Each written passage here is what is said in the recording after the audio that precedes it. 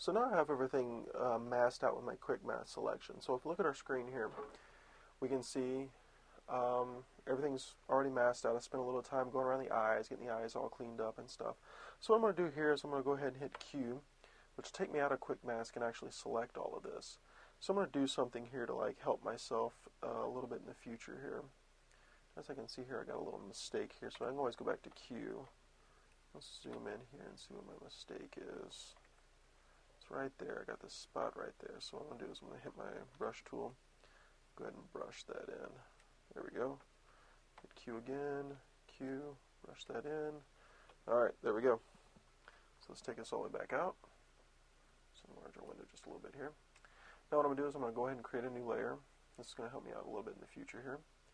This new layer, I'm going to take it and bring it all the way to the top. Like so. I'm going to hit Command Delete and fill it full of white, and I'm going to go Command Shift I to inverse the selection and hit